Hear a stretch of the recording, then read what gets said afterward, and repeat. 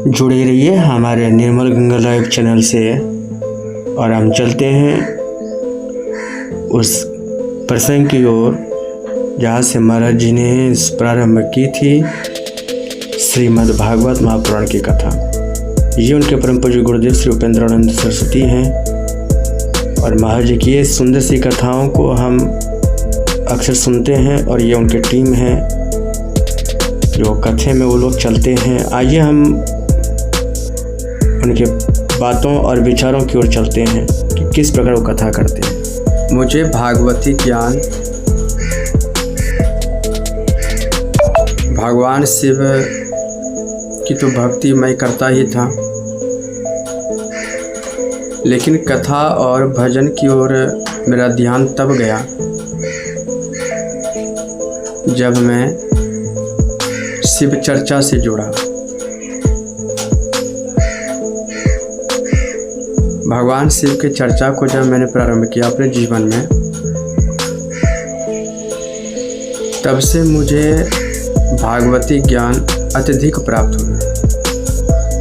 तब से मैंने कथा और भजन को अपने जीवन में उतारा और इस शिव चर्चा में इतनी बड़ी शक्ति है ना भैया कि हर किसी के जिंदगी को बदल सकता है, जीवन को बदल सकता है। और मैंने तब से शिव चर्चा ही नहीं, तब से मैंने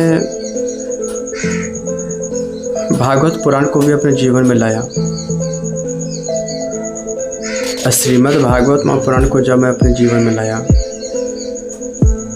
तो मुझे बहुत कुछों की जानकारी हो गई जीवन में।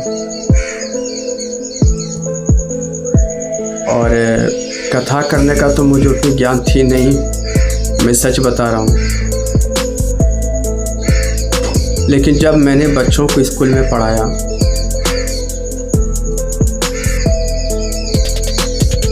और बच्चों को जब मैंने कोई सिलेबस को समझाता था, तो जब मैंने पुराणों को पढ़ा ना, तो उसमें बहुत से रहस्य को मैंने निकाला। तो मुझे लगा कि जब मैंने बच्चों को, छोटे छोटे बच्चों को मैं समझा सकता हूँ किसी भी सिलेबस को, साइंस हो या हिंदी हो, इंग्लिश हो, तो क्यों नहीं भागवत पुराण औरों के बीच में मैं समझा सकूं। मेरा एक ही सिद्धांत था कि भगवान ने जो श्रीमद् भागवत पुराण में जो 7 दिन की उन्होंने लीला किया, जो 7 दिन की कथाओं में उनकी लीला है, संपूर्ण श्रीमद् भागवत है तो बहुत बड़ी पुराण, लेकिन उतनी बड़ी पुराण में 7 दिन की कथा तो हो नहीं सकती है। से सुखदेव जी महाराज जी ने जो 7 दिन की कथा परीक्षित को सुनाया, तो उसी प्रकार उस कथा को हम 7 दिन में पूर्ण कर नहीं सकते हैं।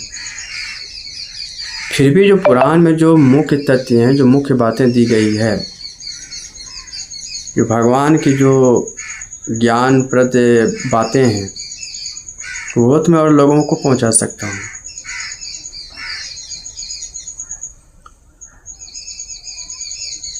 श्रीमद् भागवत महापुराण को मैंने जब अपने जीवन में उतारा, तब मैंने एक ही बात को अपने मन में रखा, इस कथा के माध्यम से लोगों को मोटिवेट करना।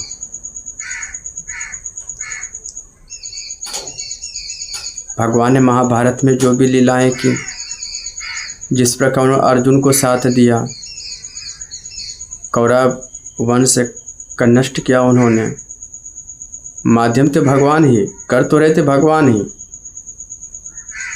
लेकिन पांडव एक माध्यम बना था। कर रहे थे भगवान, लेकिन माध्यम था पांडव, कि पांडव ने किया।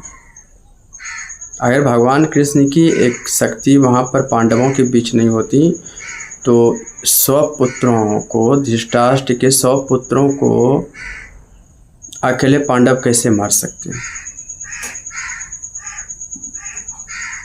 एक तो 100 पुत्र, उसमें भी भगवान कृष्ण की नारायणी सेना कौरव को ही मिला था, उसमें भी कई सेना कौरव के पहले से थी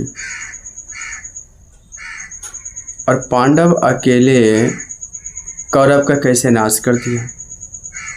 तो यह भगवान की एकल शक्ति थी। भगवान की शक्ति के बिना, भगवान की इच्छा के बिना एक पत्ता भी नहीं हिलता है। तो उसी प्रकार जो महाभारत में जो ज्ञान की बातें हैं, जो रहस्य छुपी हुई है, मैं अपने कथा के माध्यम से लोगों को उसी ज्ञान के बाद से मोटिवेट करता हूँ। भगवान ने जो अपने बाल लीलाएं की, कैसे देवकी माता आई, वासुदेव जी आए, कैसे उनके 6 पुत्र मारे गए, देवकी के कंस ने कैसे 6 पुत्रों को मारा, 7वां पुत्र कौन था, बलराम जी कौन थे, ये सारी चीज़ों को रहस्य मैं भागवत पुराण से ढूंढता हूँ। अब श्रीमद् भागवत पुराण में नहीं मिली तो मार्कंडेय पुराण में मिल जाती है, किसी और पुराण में मिल जाती है, लेकिन मिल जाती है।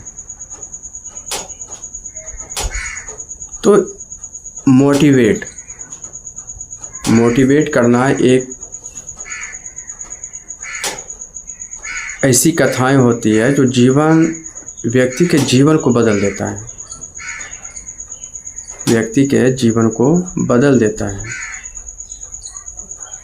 तो कथा वो होनी चाहिए जिससे लोगों का जीवन बदल जाए, वही कथा है। और जब उस कथा से औरों के जीवन को बदल न सकें तो फिर वो कथा नहीं है। मुझे जो भी मैंने कथा में भी कहना चाहूँगा, बड़े बड़े संत भी हैं, पूज्य संत हैं, लेकिन हमारे भारत में जो जया किशोरी जी की जो कथा है, जो मोटिवेट करती है, वो कथा मुझे बहुत पसंद आती है। वो कथा के माध्यम से ही लोगों को सतमार्ग की ओर आगे बढ़ने के लिए प्रेरित कर देती है। तो कथा वैसा होना चाहिए। और उनकी कथा को सुन करके भी मैंने अपने जीवन में बहुत कुछ प्राप्त किया और उनकी कथा ने भी मेरे जीवन को भी बदला। तब से मैं कथा कर रहा हूँ। जय श्री राधे कृष्ण। फिर आप लोगों से मिलेंगे।